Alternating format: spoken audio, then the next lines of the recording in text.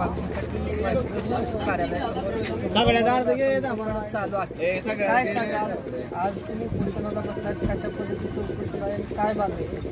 मोठे वेळापूर माळशिरस वेळापूर हातीमध्ये पंढरपूर सांगोला रोड उमेरा या ठिकाणी जे अवैधरित्या उत्खनन चालू आहे त्या संदर्भात आम्ही तहसील कार्यालय, प्रांत कार्यालय, संबंधित कार्यालयाला 28/3/2025 पत्र दिले।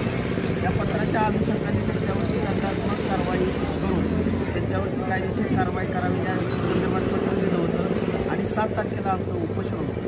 आम्ही एक दिवस उपोषण केलं, त्यानंतर आम्ही एक अल्टिमेटम दिलं होतं किंवा सदरील जे उत्खनन कोण करत आहे त्यांच्यावरती दंडात्मक कारवाई करावी, कायदेशीर कारवाई करावी, अन्यथा आम्ही येत्या 15 तारखेला आम्ही तुमच्या दालनासमोर उपोषणाला बसणार आहोत।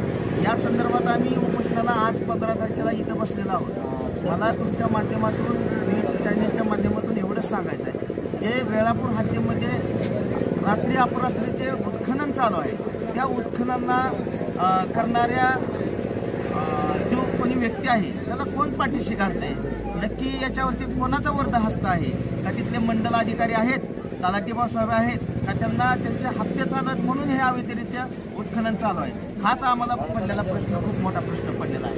आमची एकच मागणी आहे की याच्यावरती कडक असे कारवाई झाली पाहिजे, हे उत्खनन बंद झालं पाहिजे आणि जर याच्यामध्ये तलाठी, सर्कल भाऊसाहेब आणि अवैधरित्या जे वाहतूक करतायत त्याच्यावरती कठोरात कठोर कारवाई झाली पाहिजे आणि या अधिकाऱ्यांची चौकशी लागली पाहिजे।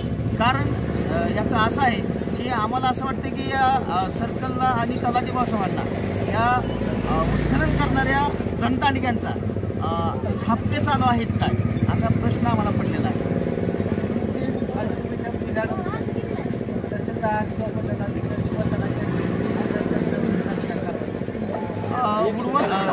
चर्चा तशी झाली, परंतु आम्हाला उडवाउडवीची उत्तरे मिळाली। आम्हाला सांगण्यात आलं की त्यांची परवाना आहे, त्यांनी जे उत्खनन ज्या ठिकाणी चालू आहे त्या ठिकाणी शेततळ्याचे परवाना आहे। पण मला सांगायचं आहे की त्यांच्याकडे शेततळ्याचा परवाना असेल तर त्यांनी परवाना दाखवावा आणि परवाना जर नसेल, शेततळ्यासाठी जर त्यांनी उत्खनन करत असतील तर उत्खनन करताना शेततळं जमिनीच्या वरती असतं, जमिनीच्या खाली नसतं। जवळपास जमिनीच्या 150-500 फूट अंतरावरती खोदलेलं आहे आणि ते उत्खनन केलेलं सगळं जे मटेरियल आहे ते मटेरियल नक्की जातं कुठं?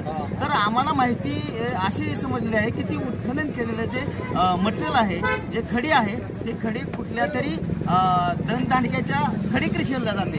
ते खडी कृषी कोणाचं आहे कोणाचं नाही, प्रशासनाने त्याची चौकशी करावी आणि त्याच्यावरती कारवाई करावी आणि त्या खडी कृषीला परवाना आहे का याची पण चौकशी करावी। आम्हाला तसं त्यांनी माहिती द्यावी आम्हाला। कार्यालयासमोर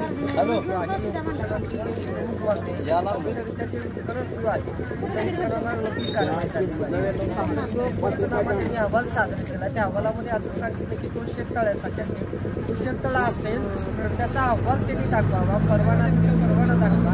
जर अवैधरित्या ती उत्खनन वाहतूक केली जाते वाहतूक अधिक क्षमतेपेक्षा जास्त केली जाते, त्या वाहतुकीचा परवाना असेल परवाना देखील दाखवण्यात यावी अशी मागणी उपोषणकर्त्यांकडून जात आहे।